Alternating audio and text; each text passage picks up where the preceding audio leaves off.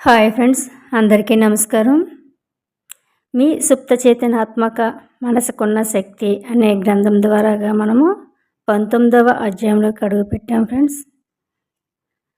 భయాన్ని పారదోలేందుకు సుప్త చేతనాత్మక మనసును వాడటం ఎలా? ఈ 19వ అధ్యాయం ఏమిటంటే భయాన్ని పారద్రోలేందుకు సుప్త చేతనాత్మక మనసును వాడటం ఎలా అనే దాని గురించి ఇక్కడ మనకి జోసెఫ్ మర్ఫీ గారు అందించారండి. దీని గురించి అది ఏమిటో తెలుసుకుందాం. నా విద్యార్థుల్లో ఒకరిని తన వృత్తి నిపుణుల సంస్థ యొక్క వార్షిక విందునాడు ఉపన్యసించమని ఆహ్వానించారు. అతను నాతో తను 1000 మంది ముందు, అది తన రంగంలో ప్రసిద్ధి చెందిన కొందరు ముందు మాట్లాడాలంటే చాలా భయం వేస్తుందని అన్నాడు. అతను ఏమన్నాడంటే, నేను ఒక 1000 మంది ఉన్నా లేదంటే కొందరు ముందు అయినా సరే మాట్లాడాలంటే నాకు చాలా భయం వేస్తుంది అనేసి ఈ జోసెఫ్ మర్ఫీ గారిని ఒక ఆయన చెప్పారన్నమాట. అతడు తన భయాన్ని ఇలా అధిగమించాడనమాట. తనలో ఉన్న భయాన్ని ఇలా బయటికి ఎదుర్కోగలిగాడు. అదే విధంగా అంటే ఎన్నో రాత్రులు అతను తన కుర్చీలో ప్రశాంతంగా 5 నిమిషాల పాటు కూర్చున్నవాడు. తనకు తాను తాఫీగా, నెమ్మదిగా, సానుకూలంగా చెప్పుకునేవాడు. ఏమని? నేను ఈ భయాన్ని జయించదలుచుకున్నాను. నేను హుందాగా, ఆత్మవిశ్వాసంతో మాట్లాడతాను. నేను ప్రశాంతంగా విశ్రాంతి తీసుకుంటున్నాను. ఈ విధంగా అతను తన మనసులో ఒక స్థిరమైన నియమాన్ని ఉంచి దాని చేత పని చేయించేవాడు అన్నమాట. సమయం వచ్చినప్పుడు అతడు తన భయాన్ని అధిగమించాడు. ఉపన్యాసాన్ని విజయవంతంగా ఇచ్చాడు. అయితే సుప్తచేతనాత్మక మనసు సూచనలను సులువుగా గ్రహిస్తుంది. అది సూచన ద్వారాగా నియంత్రించబడుతుంది. మీరు మీ మనసును స్థిరంగా ఉంచి విశ్రాంతి తీసుకుంటున్నప్పుడు మీ చేతనాత్మక మనసులోని ఆలోచనలు సుప్త చేతనలోకి ఇంకుతాయి. ఈ ప్రక్రియ ద్రవాభిసరణ లాంటిది. ఇందులో సూక్ష్మ రంధ్రాలు కల సన్నని పొర ద్వారా విడదీయబడ్డ ద్రవాలు ఒకదానితో ఒకటి కలిసిపోతాయి. ఈ సానుకూల విత్తనాలు లేదా ఆలోచనలు మీ సుప్తచేతన పరిధిలో ఇంకినప్పుడు అవి పెరిగి ఆయా రకాల పంటలను ఇస్తాయి. మీరు ప్రశాంతంగా, హుందాగా ఉంటారు. అప్పుడు జనం యొక్క అతి గొప్ప శత్రువు ఏంటంటే భయం జనం యొక్క అతి గొప్ప శత్రువు అని అంటారు. వైఫల్యం, అనారోగ్యం, బలహీనమైన మానవ సంబంధాల వెనుక భయం ఉంటుంది. లక్షల కోట్ల మంది జనం గతం, భవిష్యత్తు, వృద్ధాప్యం, అలాగే ఇంకా అవివేకం, అలాగే ఇంకా మరణానికి భయపడటం లాంటివి అనమాట. ఇవన్నీ కూడా మన లోపల వెనకాతలు ఏమైతే ఉంటాయి, ఎక్కువ జనాలు ఉన్నా, లేదంటే మన గతం గురించి ఆలోచించుకున్నా, లేదంటే భవిష్యత్తు గురించి ఆలోచించుకున్నా, లేదంటే మనకి వయసు మీద పడిపోతుంది అన్న దాని గురించి ఇలాగా ఎప్పుడైతే వచ్చాయో ఇలాగా మనకి మరణం గురించి భయపడుతూ ఉంటారన్నమాట. అదేంటంటే అదే మనకి పెద్ద శత్రువు అని చెప్తున్నారన్నమాట. కానీ భయం నిజం చేయటం దాని ఫలితమే. కానీ భయం అనేది కేవలం మీ మనసులోని ఒక ఆలోచనే. అంటే మీరు మీలోని ఆలోచనలకే భయపడుతున్నారని అర్థం. అయితే తనతో ఆడుకునే పిల్లాడు తన మంచం కింద భూతం ఉందని, అది రాత్రి తనని కబళించేస్తుందని తనతో అన్నప్పుడు ఆ బాలుడు భయంతో పిడిచక్కట్టుకొని పోతాడు. కానీ వాడి తండ్రి దీపం వెలిగించి భూతం లేదని చూపించినప్పుడు ఆ పిల్లాడు భయం నుంచి విముక్తుడవుతాడు. నిజంగా ఆ భూతం అక్కడ ఉందేమోనన్న ఆ పిల్లవాడి మనసులోని భయం మాత్రం అణువణువు నిజమే. తన మనసులోని తప్పుడు ఆలోచనలోంచి బయటపడతాడు. అతను భయపడింది ఎక్కడా లేదు. ఇదే విధంగా మీలోని చాలా ఆలోచనలు యథార్థం కావు. అవన్నీ కూడా కేవలం దుష్ట నీడల సమ్మేళనం. నీడలు వాస్తవం కావు. మీరు దేనికైతే భయపడతారో ఆ పనే చెయ్యండి. ఇక్కడ ఏం చెప్తున్నారంటే మనం దేని గురించి అయితే భయపడతామో ఆ పనే దాని గురించి చేయమని చెప్తున్నారు. ఎలాగంటే మీరు ఏ పని చేయడానికి భయపడుతూ ఉంటారో ఆ పని చేయండి. దానితో భయం నిశ్చయంగా మరణిస్తుంది. ఈ విధంగా చెప్తున్నారు ఆయన. అతను 19వ శతాబ్దపు సుప్రసిద్ధ వేదాంతి కవి రాల్ఫ్ వాల్డో అనే ఎమర్సన్ అని అంటాడనమాట. ఎలాగనేసని ఒక 19వ శతాబ్దపు సుప్రసిద్ధ వేదాంతి కవి కూడా అంట ఆయన. రాల్ఫ్ వాల్డో ఎమర్సన్స్ అనే ఆయన ఏం చెప్తున్నారంటే మీకు ఏదైతే దేని గురించి అయితే భయపడతారో దాని గురించి ఆ పని చేయండి అని చెప్తున్నారండి. అప్పుడు అలాంటప్పుడు ఆ భయం అన్నది శాశ్వతంగా పోతుందని చెప్తున్నారు. ఒకప్పుడు నేను శ్రోతల ముందు నిల్చొని మాట్లాడాలన్న ఆలోచనకే చెప్పలేని భయంతో వణికిపోయాను. నేను ఈ భయంకరమైన భయానికి లొంగిపోతే మీరు ఈ పుస్తకం ఇప్పుడు చదవగలిగేవారు కాదని, నేను నేర్చుకున్న సుప్తచేతనాత్మక మనసు పనిచేసే రీతులను మీకు వివరించగలిగేవాడిని కాదని నా నమ్మకం. ఈయన కూడా మనకి ఏదైతే ఈ బుక్ను మనకు అందించారో జోసెఫ్ మర్ఫీ గారు, ఈయన కూడా ఒకప్పుడు నేను అలాగే భయపడుతూ ఉండేవాడిని. నేను అదే భయంతో కనుక నేను ఉంటే కనుకైతే ఈరోజు మీకు ఈ బుక్ను అందించలేకపోయేవాడిని అని చెప్తున్నారు. ఈ భయాన్ని అధిగమించడానికి నేను అనుసరించిన మార్గం ఎమర్సన్ సలహాని పాటించడమే. లోపల భయంతో వణుకుపోతూనే నేను శ్రోతల ముందుకి వెళ్ళాను, మాట్లాడాను. క్రమక్రమంగా నాలోని భయం తగ్గిపోయింది. చివరికి నేను చేస్తున్న పనిలో నాకు ఆనందం లభించసాగింది. అంతేకాదు, నేను మాట్లాడేందుకు అవకాశాలు మళ్ళీ ఎప్పుడొస్తాయా అని ఎదురు చూడసాగాను. నేను ఏ పని చేయడానికి భయపడ్డానో దాన్నే చేయసాగాను. అలా చేయడం వలన భయం తాలూకా మరణం నిశ్చయంగా జరిగింది. మీరు మీ భయాలని జయిస్తానని సానుకూలమైన ప్రకటన చేసినప్పుడు, మీ చేతనాత్మక మనసులో ఒక స్థిరమైన నిర్ణయానికి వచ్చినప్పుడు మీరు మీ సుప్తచేతనకున్న శక్తిని విడుదల చేస్తారు. అది మీ ఆలోచన ప్రవృత్తికి అనుగుణంగా స్పందిస్తూ ప్రవహిస్తుంది. ఇంకా రంగస్థలం మీదున్న భయాన్ని వెళ్ళగొట్టడం ఎలా? ఇంతకుముందు ఒక అధ్యాయంలో జేనెట్ ఆర్ అనే ఆయన కేసును మీకు వివరించాను. ఒక యువతి ఓ పేరా గాయకురాలు. ఆమెకి స్టేజీ అంటే ఉన్న భయం వలన ఆమె వృత్తి జీవితం పక్కకు వెళ్ళింది. ఒక సంగీత నాటకంలో ఆమె చేత ఒక ప్రధాన పాత్ర ధరింప చేయాలని అనుకుని ఆమె పాట ఎలా ఉంటుందో విందామని ఆమెను ఆహ్వానించారు. జయం సాధించడానికి ఇది తన ఆఖరు అవకాశంగా ఆమెకు అనిపించింది. అయినా ఆమెకు రంగస్థలం మీద ఉన్న భయం అంతే శక్తివంతంగా ఉంది. ఆ భయాన్ని తను పారద్రోలలేకపోతే తను మరోసారి ఓటంపాలు అవుతానని ఆమెకి తెలుసు. తన భయాన్ని దూరం చేసుకోవటం కోసం ఆమె ఏకాంతంగా తన గదిలో కూర్చునేది, శరీరాన్ని మనసుని సడలించేది. తన సుప్తచేతనాత్మక మనసును లోబర్చుకున్న భయం అనే సూచన మీదకు దాడి చేసేందుకు ఆమె తాపీగా, నెమ్మదిగా, భావోద్వేగంతో నేను ఎంతో బాగా పాడతాను, నేను ఆత్మవిశ్వాసంతో ఎంతో ప్రశాంతంగా ఉన్నానని ఎన్నోసార్లు చెప్పుకొనసాగింది. అలా ఆమె ఆ వాక్యాలను 5 నుంచి 10 సార్లు తను కూర్చున్న ప్రతిసారి పునరుచ్చరించేది. అప్పుడు ఒక వారం తర్వాత ఆమెకు ఆత్మవిశ్వాసం కలిగింది. సమయం వచ్చినప్పుడు ఆమె ఒక అద్భుతమైన ఆడిషన్ను ఇచ్చింది. ఇక మీ పరిస్థితిలో కూడా ఈ పద్ధతిని అనుసరించి దాన్ని మనస్ఫూర్తిగా ఆత్మవిశ్వాసంతో చేస్తే కనుక భయం తాలూకా మరణం తథ్యం. ఓటమి గురించి భయం. నా దగ్గరికి తరచుగా దగ్గరలోనే ఉన్న విశ్వవిద్యాలయం నుంచి విద్యార్థులు వస్తూ ఉండేవారు. వాళ్ళలో చాలామంది నాకు చెప్పే ఫిర్యాదు పరీక్షల్లో వాళ్ళకు వచ్చే మతిమరుపు గురించి. వాళ్ళందరూ నాకు అదే విషయం చెప్పారు. నాకు పరీక్షకు ముందు అంతా తెలుసు, పరీక్ష అయ్యాక నాకు అన్నిటి సమాధానాలు తెలుసు. కానీ నేను క్లాస్ రూమ్లో పరీక్షా పత్రం చూస్తున్నప్పుడు మాత్రం నా బుర్ర పూర్తిగా ఖాళీ అయిపోతుంది అని. మనలో చాలామందికి ఇటువంటి అనుభవమే ఎదురవుతూ ఉంటుంది.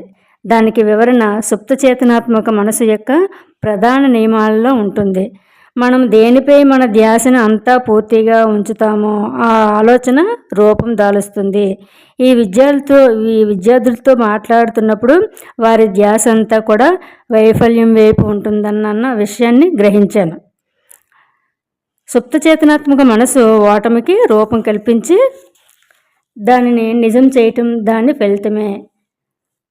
ఓటమికి భయపడటం అనేది ఓటమి యొక్క అనుభవాన్ని తాత్కాలికంగా మతిమరుపు కలగజేయటం ద్వారా సృష్టిస్తుంది. షీలా బి అనే ఒక వైద్య విద్యార్థిని తన క్లాసులో ఎంతో తెలివైనది. అయినా రాత పరీక్షలు, మౌలిక పరీక్షలు అన్నప్పుడు అతి సులువైన ప్రశ్నలకు కూడా సమాధానాలు చెప్పలేకపోయేది. నేను దానికి కారణం ఏమిటో వివరించాను. పరీక్షలకు చాలా రోజుల ముందు నుంచే ఆమె తను బాగా రాయలేనేమో, సమాధానాలు చెప్పలేనేమో అని ఆలోచిస్తూ ఆందోళనగా చెందుతూ ఉండేది. ఇలా ఈ వ్యతిరేకమైన ఆలోచనల వలన ఆమెలో భయాన్ని ప్రేరేపించేవి. భయం అనేది ఒక శక్తివంతమైన భావం. ఆ భావంతో కప్పబడిన ఆలోచనలు సుప్తచేతనాత్మక మనసులో సాకారం అవుతాయి. మరో మాటలో చెప్పాలంటే ఈ యువ విద్యార్థిని తన సుప్తచేతనాత్మక మనసుని తనని ఫెయిల్ చేయమని కోరుతుందని. అచ్చంగా అదే జరిగింది. ఆమె పరీక్షలు తప్పుతుంది. పరీక్ష రోజున ఆమె అన్నీ మర్చిపోతూ ఉంటుంది. ఆమె తన భయాన్ని ఎలా వదిలించుకుంది? అయితే ఇలా ఎప్పుడైతే మర్చిపోతూ ఉంటుందో అప్పుడు ఆ తనలో ఉన్న భయం వలన ఇలాగ పరీక్షలు ఫెయిల్ అయిపోవడం ఇలా ఎప్పుడైతే జరుగుతుందో అప్పుడు తనలో ఉన్న భయాన్ని ఎలా వదిలించుకుందన్న దాని గురించి కింద చెప్తున్నారు. షీల తన సుప్త చేతనాత్మక మనసు పనిచేసే తీరును అధ్యయనం చేసినప్పుడు అది జ్ఞాపక శక్తి ఖజానా అన్న విషయాన్ని తెలుసుకుంది. వైద్యంలో శిక్షణ పొందుతున్న సమయంలో తాను విన్నది చదివినది అంతా కూడా అందులో నిర్దిష్టంగా రికార్డు చేయబడి ఉంది. అంతేకాక సుప్తచేతనాత్మక మనసుకి స్పందించే గుణం, ప్రతిచర్య చేసే గుణం ఉందని తెలుసుకుంది. దానితో సాన్నిహిత్యం కలిగి ఉండటానికి మార్గం ప్రశాంతంగా ఆత్మవిశ్వాసంతో రిలాక్స్డ్గా ఉండటమే. ప్రతిరోజు ప్రొద్దున్న రాత్రి ఆమె తను అద్భుతమైన రికార్డును సాధించేందుకు తన తల్లిదండ్రులు తనను అభినందిస్తున్నట్లు ఊహించుకునేది. తన చేతుల్లో వాళ్ళు తనను అభినందిస్తూ రాసిన ఉత్తరం ఉందని కల్పన చేసేది. ఈ సంతోషకరమైన ఫలితం గురించి ఆలోచిస్తున్నప్పుడు ఆమెకు లోపల దానికి అనుగుణమైన ప్రతిస్పందన, ప్రతిక్రియ లభించసాగాయి. ఎడతెగని ఈ ప్రేరణ వలన ఎంతో తెలివైన, అత్యంత శక్తివంతమైన సుప్తచేతన అధికారం తీసుకుంటుంది. అది ఆమె చేతనాత్మక మనసుకు ఆ ప్రకారం ఆదేశం జారీ చేస్తుంది. అప్పుడు ఆమె అంతిమ పరిణామాన్ని ఊహించేది. దానితో తన కళని సాకారం చేసుకోవడానికి అవసరమైన సాధనాలను సమకూర్చుకునేది. ఈ పద్ధతిని అవలంబించాక మిగిలిన పరీక్షలు పాస్ అవడంలో ఆమెకి ఎటువంటి ఇబ్బంది కలగలేదు. ఆమె సుప్తచేతనాత్మక మనసులోని ఆత్మగత వివేకం ఆమెపై అధికారం తీసుకొని అద్భుతమైన ఫలితాలు సాధించేలాగా ఆమెను బలవంతం పెట్టింది. ఇక నీటి భయం. 10 ఏళ్ల వయసప్పుడు ప్రమాదవశాత్తు నేను ఒక స్విమ్మింగ్ పూల్లో పడ్డాను. నేను ఎప్పుడూ ఈత నేర్చుకోలేదు. చేతులు ఆడించాను, కానీ ప్రయోజనం లేకపోయింది. నీటిలో మునిగిపోతున్నానని అనిపించింది. చల్లటి నీళ్లు నా చుట్టూ కమ్ముకోవటం నాకు ఇంకా జ్ఞాపకం ఉంది. నేను ఊపిరి పీల్చుకోవడానికి ప్రయత్నించాను, కానీ నా నోరు నీటితో నిండిపోయింది. చివరి క్షణంలో మరో కుర్రాడు నేను పడుతున్న అవస్థను గమనించాడు. వాడు నీళ్ళలోకి దూకి నన్ను బయటికి లాగాడు. ఈ అనుభవం నా సుప్తచేతనాత్మక మనసులోకి దిగింది. దాని ఫలితంగా ఎన్నో సంవత్సరాలు నేను నీళ్ళంటే భయపడసాగాను. అప్పుడు ఒకనాడు ఈ అర్థం పర్థం లేని నా భయం గురించి ఒక తెలివైన పెద్ద మానసిక శాస్త్రవేత్తకు చెప్పాను.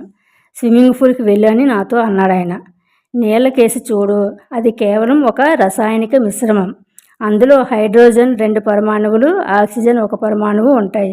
దానికంటూ ఏ కోరిక లేదు, జాగరూకత కూడా లేదు, కానీ ఆ రెండూ నీకున్నాయి. నేను తలాడించాను, ఆయన మాటలు ఎక్కడికి దారి తీస్తున్నాయా అని ఆలోచిస్తూ. నీళ్లు క్రియారహితమని, అవి నిన్ను ఏమీ చెయ్యలేవని ఒకసారి నువ్వు తెలుసుకున్నాక అంటూ ఆయన చెప్పసాగాడు. గట్టిగా దృఢమైన గొంతుతో ఇలా అను, నేను నీ మీద విజయం సాధిస్తాను. నా మనసుకున్న శక్తుల ద్వారా నేను నీపై విజయం సాధించగలను. అలా అన్నాక నీళ్ళలోకి వెళ్ళు, ఈదటం ఎలాగో నేర్చుకో. విజయం సాధించడానికి నీలో అంతర్గతంగా ఉన్న శక్తులను ఉపయోగించు. ఇలా ఆయన చెప్పినట్లే నేను చేశాను. నేను ఒకసారి ఒక కొత్త మానసిక వైఖరిని అవలంబించాక సర్వశక్తివంతమైన సుప్తచేతన తన ప్రతిక్రియ చూపించింది. నాకు బలం, ఆత్మవిశ్వాసం, నమ్మకాన్ని ఇచ్చింది. దాని మూలంగా నేను భయాన్ని అధిగమించగలిగాను. నేను నీటి మీద విజయం సాధించగలిగాను. ఈనాడు నేను ప్రతి ఉదయం ఆరోగ్యం కోసం, ఆనందం కోసం ఈతకి వెళ్తూ ఉంటాను. మీ మీద నీళ్ళకి ఆధిపత్యం ఇవ్వద్దు, గుర్తుంచుకోండి. నీటికి మీరే యజమాని.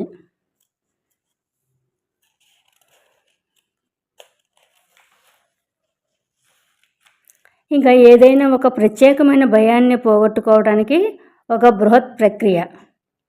వేల మంది జనానికి నేను వేదికపై నా ఉపన్యాసాల ద్వారా భయాన్ని ఎలా ఓడించాలో చెబుతూ ఒక ప్రక్రియ గురించి మాట్లాడాను. అది చాలా అద్భుతంగా పనిచేస్తుంది. దాన్ని కూడా ప్రయత్నించండి. మాట వరుసకు మీకు ఏదటం అంటే భయం అనుకోండి. రోజు 3-4 సార్లు లేదా 5 లేదా 10 నిమిషాల పాటు స్థిరంగా కూర్చోవడం మొదలుపెట్టండి.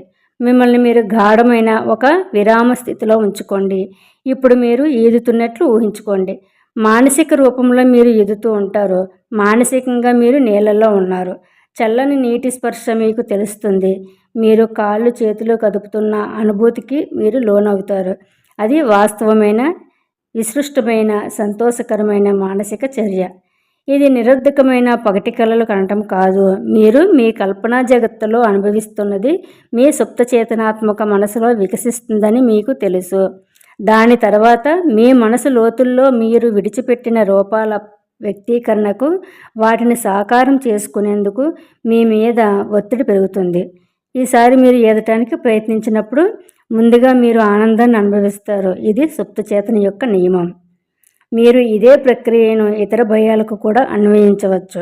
మీకు బాగా ఎత్తైన ప్రదేశాలు అంటే భయం ఉన్నట్లయితే మీరు కొండలు ఎక్కుతున్నట్లు ఊహించుకోండి. దాని వాస్తవికతను అనుభూతి చెందండి. కొండల్లోని పూల పరిమళాలని, స్వచ్ఛమైన గాలిని, అద్భుతమైన దృశ్యాన్ని ఆనందిస్తూ ఉండండి. అప్పుడు మానసికంగా మీరు ఇలా ఊహించుకుంటూ పోతే కనుక భౌతికంగా అలా చేయటం ఎంతో సులభంగా అనుకూలంగా ఉంటుందని తెలుసుకుంటారు. అతడు లిఫ్ట్ని దీవించాడు. ఒక ఆయన లిఫ్ట్ని దీవించాడంట. అతను ఎవరంటే జొనాథన్ ఎం. జొనాథన్ ఎం అనే ఒక పెద్ద కార్పొరేషన్ ఎగ్జిక్యూటివ్గా ఉండేవాడు. ఎన్నో ఏళ్ళుగా అతను లిఫ్ట్ ఎక్కడానికి భయపడుతున్నాడంట. లిఫ్ట్ ఎక్కకుండా ప్రతిరోజు ఉదయమే నడుచుకుంటూ అన్ని మెట్లు ఎక్కి 7వ అంతస్తులో ఉన్న తన ఆఫీస్కి వెళ్ళేవాడు. పై అంతస్తులలో ఉన్న ఇతర కంపెనీలలోని ఆఫీసర్లను కలుసుకోవాల్సి వచ్చినప్పుడు ఏదో ఒక సాకుతో వారిని తన ఆఫీసులోకి కానీ రెస్టారెంట్లోకి కానీ కలుసుకునేవాడు. పట్నం వదిలి బయటికి బిజినెస్ ట్రిప్పులకు వెళ్ళాలంటే అతనికి ఎంతో యాతనగా ఉండేది. అతను తన కోసం బుక్ చేసిన రూము మెట్ల మీదుగా చేరుకోవటానికి వీలుగా కింద అంతస్తులోనే ఉండేటట్లు ముందుగా ఫోన్ చేసి ఏర్పాటు చేసుకోవాల్సి వచ్చేది. ఈ భయం అతని సుప్తచేతనాత్మక మనసు యొక్క సృష్టి. బహుశా అది ఏదో అతని అనుభవానికి ప్రతిక్రియ అయి ఉండొచ్చు. దానిని అతను తన జాగ్రత్తావస్థ స్థాయిలో పూర్తిగా మర్చిపోయాడు. ఒకసారి దీన్ని అతను అర్థం చేసుకున్నాక అతను దానిని మార్చాలనుకున్నాడు. అతను లిఫ్ట్ని ప్రతి రాత్రి కూడా రోజుకి చాలాసార్లు దీవించసాగాడు. ప్రతి రాత్రి కూడా అతను పడుకునేటప్పుడు ఇలా చాలాసార్లు దీవించసాగాడంట. లిఫ్ట్ని ప్రశాంతంగా ఆత్మవిశ్వాసంతో నిండిన మూడ్లో ఉన్నప్పుడు తనలో తానే పలుమార్లు ఇలా అనుకోసాగాడు. మా భవనంలోని లిఫ్ట్ ఒక అద్భుతమైన ఆలోచన. సర్వత్రా వ్యాపించి ఉన్న మనసులోంచి వచ్చింది ఇది. మా ఉద్యోగులందరికీ కూడా ఇదొక వరం. అద్భుతంగా పనిచేస్తుంది ఇది. దేవుడు నిర్దేశించిన క్రమంలో ఇది పనిచేస్తూ ఉంటుంది. నేను లిఫ్ట్లో శాంతితోనూ సంతోషంతోనూ వెళ్తూ ఉంటాను. ఇప్పుడు నేను మౌనంగా ఉంటాను, ఎందుకంటే ప్రేమ, అవగాహన, జీవన ప్రవాహాలు నా ఆలోచనల తరంగాల ద్వారా ప్రవహిస్తున్నాయి కాబట్టి. నా కల్పనా జగత్తులో నేను ఇప్పుడు లిఫ్ట్లో ఉన్నాను. లిఫ్ట్ దిగి నా ఆఫీసులోకి వెళ్తున్నాను. లిఫ్ట్ నిండా నా సహోద్యోగులు ఉన్నారు. నేను వాళ్ళతో మాట్లాడుతూ ఉన్నాను. వాళ్ళంతా స్నేహపూర్వకంగా, సంతోషంగా, స్వతంత్రంగా ఉన్నారు. వాళ్ళకి నా ధన్యవాదాలు తెలుపుకుంటున్నాను. ఇలా అతను ఈ ప్రార్థన 10 రోజుల పాటు చేశాడు. 11వ రోజున అతను లిఫ్ట్లోకి తన కంపెనీలోని ఇతర ఉద్యోగులతో పాటు ఎక్కాడు. తనకి తానే హాయిగా, స్వేచ్ఛగా అనుభూతి చెందాడు. సాధారణమైన భయం, అసాధారణమైన భయం. కొత్తగా జన్మించిన శిశువుకి 2 ప్రాథమిక భయాలు ఉంటాయి. కిందకు పడిపోతానన్న భయం, గట్టిగా అరిచిన అరుపులు హఠాత్తుగా వినిపిస్తే కలిగే భయం. ఇవి అన్ని విధాలుగా సాధారణమైనవి. ఆత్మరక్షణ కోసం ప్రకృతి ఇచ్చే అలారం వ్యవస్థలో అవి పనిచేస్తూ ఉంటాయి. సాధారణ భయం మంచిదే. రోడ్డు మీద కారు మీ వైపు వస్తూ ఉండటం వింటారు, పక్కకు తప్పుకుంటారు, ప్రాణాలు కాపాడుకుంటారు. కారు కింద పడటం అన్న తాత్కాలిక భయాన్ని మీ చర్య మూలాన తెప్పించుకుంటారు. తదితర భయాలన్నీ కూడా అసాధారణమైనవి. ప్రత్యేకమైన అనుభవాలు వాటిని కలగజేస్తాయి. మీ తల్లిదండ్రులు, బంధువులు, ఉపాధ్యాయులు తదితరులు వాటిని మీకు అందజేస్తూ మీ తొలి సంవత్సరాలను ప్రభావితం చేశారు. అసాధారణ భయం. మీరు మీ భావనా శక్తిని అదుపులో ఉంచుకోనప్పుడు భయం ఉత్పన్నమవుతుంది. ఒక ఆమెకి విమానంలో ప్రపంచం చుట్టి రావడానికి ఆహ్వానం అందింది. ఆమె నాకు బాగా తెలుసు. ఆమె విమానాల ప్రమాదాలకు గురైన వార్తలన్నింటినీ వార్తాపత్రికల నుంచి కత్తిరించి సేకరించడం ప్రారంభించింది. The world's air place crosses అనే వీడియో టేప్స్ని కూడా ఆమె తెప్పించింది. తను సముద్రంలో పడి మునిగిపోయినట్లు ఆమె ఊహించుకుంది. ఇది ఒక అసాధారణమైన భయం. ఆమె అలాగే ఆలోచిస్తూ పోతుంటే తను దేనికైతే భయపడిందో దానినే తన వైపుకు బలంగా ఆకర్షించుకొని అలా జరిగే అవకాశాన్ని కలిగించేది. అసాధారణమైన భయంతో బాధపడిన మరో వ్యక్తి ఉదాహరణ కూడా ఉంది. అతను న్యూయార్కులో ఒక పెద్ద వ్యాపారవేత్త. అతను ఎంతో డబ్బు సంపాదించాడు. తన రంగంలో విజయం సాధించాడు. అతను తనకంటే తనే సొంతంగా ఒక మానసిక చిత్రాన్ని సృష్టించుకున్నాడు. అతను తనకు తనే సొంతంగా ఒక మానసిక చిత్రాన్ని సృష్టించుకున్నాడు. ఏంటంటే అది అందులో అతని కంపెనీ బలవంతంగా దివాలా తీయబడింది. తనకు ఉన్నదంతా అతను పోగొట్టుకున్నాడు. తన ఓటమికి సంబంధించిన ఈ మానసిక చిత్రం రీళ్లు ఎంతగా అతని మనసులో తిరిగాయో అంటే అంతగా అతను గాఢమైన మనోవ్యాకులతతో కూరుకుపోయాడు పూర్తిగా. ఈ అనారోగ్యకరమైన సంకేతాలను అతను ఆపలేకపోయాడు. ఇంకా అతను తన భార్యతో అదే పనిగా చెప్తూ ఉండేవాడు, ఇది అట్టే కాలం సాగదు. నా వ్యాపార అభివృద్ధి ఏ రోజునే నేనా దామ్మనవచ్చు. ఏదో రోజుని డామ్ అనవచ్చు. ఎటువంటి ఆశ లేదు. మనం దివాలా తీయబోతున్నాం. ఇలాగా ఎప్పటికప్పుడు అతను తన భార్యతో అదే పనిగా చెప్పడం ఇలా చేసుకుంటూ ఉండేవాడనమాట. ఇంకా పూర్తిగా అతను మనసులోని ఇదే ముద్రలు శుభ్రంగా మనసులో పూర్తిగా కూరుకుపోయామట. అప్పుడు అతను ఆ భార్య తర్వాత నాకు చెప్పింది ఇలాగా. చివరికి ఆయన దివాలా తీశాడని, తను ఊహించినవన్నీ కూడా అతని నిజ జీవితంలో జరిగాయని.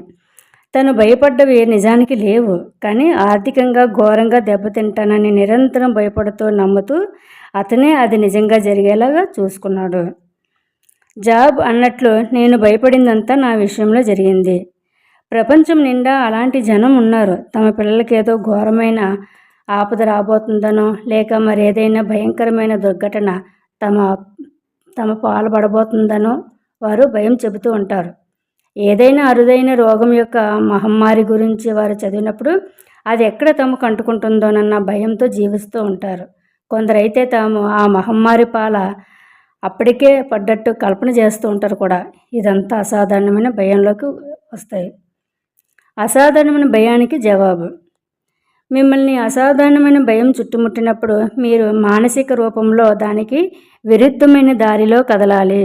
మీరు భయపడుతూ ఉండిపోతే అక్కడే నిలిచిపోతారు. అభివృద్ధిని సాధించలేరు. అంతేకాక మానసికంగా శారీరకంగా కృషించిపోతూ ఉంటారు. మీలో భయం తలెత్తినప్పుడు సుప్తచేతనాత్మక మనసు తక్షణం తీసుకొచ్చే ప్రాథమిక నియమం ఒకటి ఉంది. మీరు దేన్ని చూసైతే భయపడుతున్నారో దానికి విరుద్ధమైన దేన్నో కోరుకోవటమే దాని నియమం. తక్షణం మీరు ఏది కావాలనుకుంటున్నారో దానిపై మీ ధ్యాస ఉంచండి. అప్పుడు ఆ కోరికల్లో మునిగిపోండి. దాని ధ్యాసలోనే ఉండండి. సుప్తచేతన జగత్తు ఎప్పుడూ కూడా చేతనా జగత్తును మారుస్తుందని తెలుసుకోండి. ముందు ఏ వైఖరి మీకు ఆత్మవిశ్వాసాన్ని కలిగించి మీ ఆత్మ బలాన్ని పెంచుతుంది. మీ సుప్తచేతనాత్మక మనసు యొక్క అపారమైన శక్తి మీ పక్షాన పనిచేస్తుంది. మీ సుప్తచేతనాత్మక మనసు యొక్క అపారమైన శక్తి మీ పక్షాన పనిచేస్తూ ఉంటుంది. అప్పుడు దానివలన శాంతి, ఆత్మవిశ్వాసం మీకు లభిస్తూ ఉంటాయి. మీ భయాలను పరీక్షించండి. ఒక పెద్ద మల్టీనేషనల్ కార్పొరేషన్లో అమ్మకాల విభాగం అధ్యక్షుడు తన సేల్స్ మ్యాన్గా పని ప్రారంభించిన కొత్తలో తను 5-6 సార్లు ఆ బ్లాక్ చుట్టూ తిరిగితే కానీ కస్టమర్ని కలుసుకోవడానికి ధైర్యం కలిగేది కాదని నాతో అన్నాడు. అతని సూపర్వైజరు చాలా అనుభవజ్ఞురాలు, ఎంతో తెలివైనది కూడా. ఒకరోజు ఆమె అతనితో అంది, తలుపు వెనకాతల ఏదో రాక్షసి దాగి ఉందని భయపడకు. నిజానికి ఏ రాక్షసి అక్కడ లేదు. ఒక అంధవిశ్వాసానికి బానిసవు నువ్వు. తలుపు వెనకాతల ఏదో రాక్షసి దాగి ఉందని భయపడకు. నిజానికి ఏ రాక్షసి కూడా అక్కడ లేదు. ఒక అంధవిశ్వాసానికి బానిసవు నువ్వు అని. సూపర్వైజర్ ఇంకా అతనితో తనకు భయం వేస్తుందని అనిపించగానే తాను దానిని ధైర్యంగా ఎదుర్కొని నిలబడ్డానని చెప్పింది. ఆమె తిన్నగా దాని మొహం కేసి చూసేది, కళ్ళలో కళ్ళు పెట్టి చూసేది. తాను అలా చేసినప్పుడు దాని ప్రాముఖ్యత పోతుందని, తన భయం మాయమైపోయేదని ఆమె అంది. అప్పుడు అతను అడవిలో దిగాడు. జాన్ ఎన్ ఒకప్పుడు అమెరికా సేనలో మతాధికారిగా పనిచేశాడు.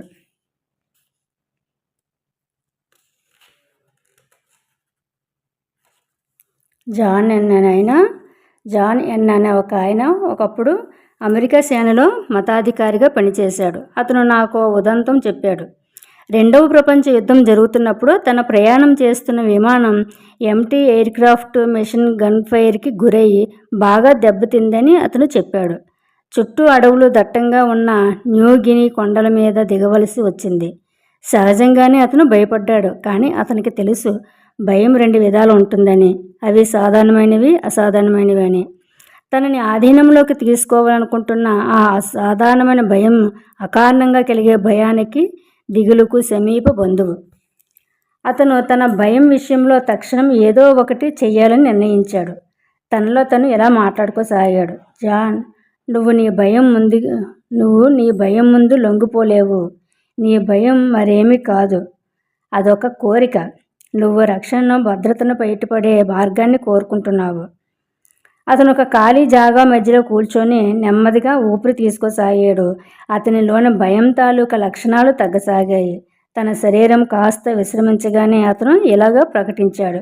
గ్రహాలు వాటి వాటి మండలాలలో తిరిగేటట్టు దారి చూపిస్తున్న అనంతమైన మీద నాకు ఈ అడవిలోంచి క్షేమంగా బయటపడడానికి దారి చూపిస్తుంది అని. అతను దీనిని గట్టిగా 10 నిమిషాల కన్నా ఎక్కువసేపు అనసాగాడు. జాన్ నాతో అన్నాడు, హఠాత్తుగా నాలో ఏదో కదులుతున్న అనుభూతికి లోనయ్యాను. అది నమ్మకం, ఆత్మవిశ్వాసాల మానసిక స్థితి. ఖాళీ జాగాలోని ఒక వైపు నన్ను ఆకర్షించింది. అక్కడ నాకు అస్పష్టంగా కాలిబాట గుర్తులు కనిపించాయి. నేను ఆ దారంట నడవసాగాను. 2 రోజుల తర్వాత నేను ఆశ్చర్యజనకంగా ఒక చిన్న గ్రామం చేరుకున్నాను. అక్కడ ఉన్న జనం ఎంతో స్నేహంగా ఉన్నారు. వారు నాకు తిండి పెట్టారు. తర్వాత నన్ను అడవిలోంచి బయటికి తీసుకెళ్లారు. అక్కడి నుంచి నన్ను ఒక రెస్క్యూ ప్లేస్ రక్షించింది. జాన్ యొక్క మారిన మానసిక వైఖరి అతన్ని రక్షించింది. తనలోని సుప్తచేతనకున్న వివేకం, శక్తిపై అతని నుంచిన నమ్మకం, విశ్వాసం అతని సమస్యకు పరిష్కారాన్ని చూపాయి. అతను ఇంకా ఇలా అన్నాడు, నేను భయాలకి లొంగిపోయి నా దురదృష్టానికి ఏడుస్తూ కూర్చుంటే గనక ఆ రాకాసి భయం నాపై విజయం సాధించి ఉండేది. బహుశా నేను భయం మూలాన ఆకలి చావు చనిపోయి ఉండేవాడిని. కనీసం బహుశా ఆ తాలూకు భయం వలన కనీసం ఆకలితోనైనా చనిపోయి ఉండేవాడిని అని చెప్తున్నాను అనమాట. అలా అతను తనకు తానే ఉద్యోగంలోంచి వెళ్ళగొట్టుకున్నాడు. ఒక ఆయన ఎవరంటే రాఫెల్ ఎస్ అంట. తనకు తానే ఉద్యోగం నుంచి వెళ్ళగొట్టుకున్నాడంట. ఒక పెద్ద ఫౌండేషన్లో ఎగ్జిక్యూటివ్గా ఉండేవాడు అతను. తన ఉద్యోగం పోతుందని 3 ఏళ్లుగా తను భయపడుతున్నట్లుగా అతను నా ముందు ఒప్పుకున్నాడు. అతను ఎప్పుడూ ఓటమిని ఊహించుకునేవాడు. తన సీనియారిటీని గుర్తించకుండా తన కింద పనిచేస్తున్న వాళ్ళకి ముందుగా పదోన్నత లభించినట్లు అతనికి అనిపించసాగింది. అతను దేనినైతే ఊహిస్తున్నాడో వాస్తవంలో అది లేదు. అది కేవలం అతని మనసులోని అనారోగ్యకరమైన ఆలోచన. అతని స్పష్టమైన కల్పనాశక్తి అతను ఉద్యోగం కోల్పోవటం గురించి ఎంతగా నాటకీరిస్తూ వచ్చిందంటే అతను చివరికి ఎంతో గాబరా చెంది అసమర్థుడిగా తయారయ్యేటంత వరకు పరిస్థితిని తీసుకొచ్చింది. ఆఖరికి అతన్ని తన ఉద్యోగానికి రాజీనామా చేయమన్నారు.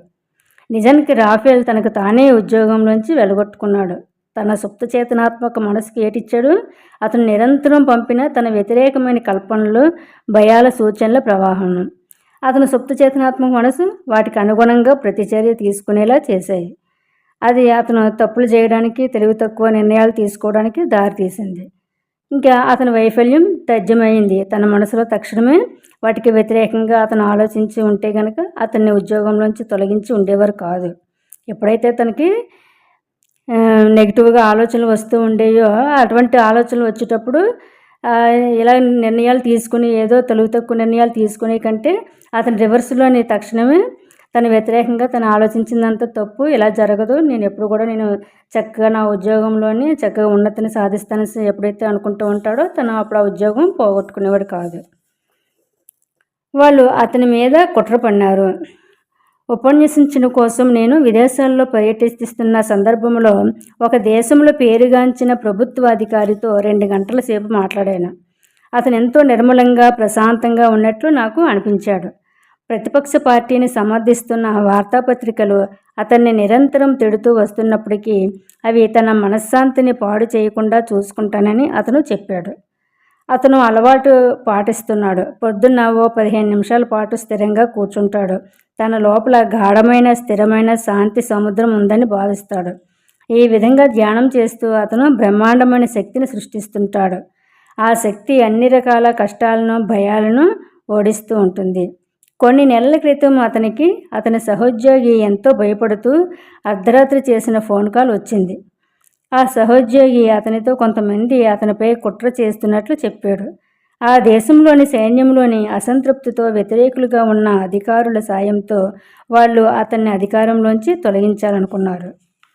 దానికి సమాధానం ఇస్తూ ఆ అధికారి తన సహోద్యోగితో, నేను ప్రశాంతంగా నిద్రపోదలుచుకున్నాను, రేపు ఉదయం 10 గంటలకు దీనిని మనం చర్చించుకుందాం అని చెప్పాడు. అతను నాతో చెప్పిన ప్రకారం భావనాత్మకంగా ఆలోచించి మానసికంగా దానిని స్వీకరించినంతకాలం ఎటువంటి వ్యతిరేకమైన ఆలోచన రూపం దాల్చలేదన్న సంగతి నాకు తెలుసు. వాళ్ళు భయం గురించి ఇచ్చిన సూచనను నా మనసులో ఉంచుకోవడానికి నేను అంగీకరించలేదు. అందువలన నేను దానికి అనుమతి ఇస్తే కానీ నాకు ఎటువంటి హాని జరగదు. అతను ఎంత ప్రశాంతంగా నిబ్బరంగా నిర్మలంగా ఉన్నాడో గమనించండి.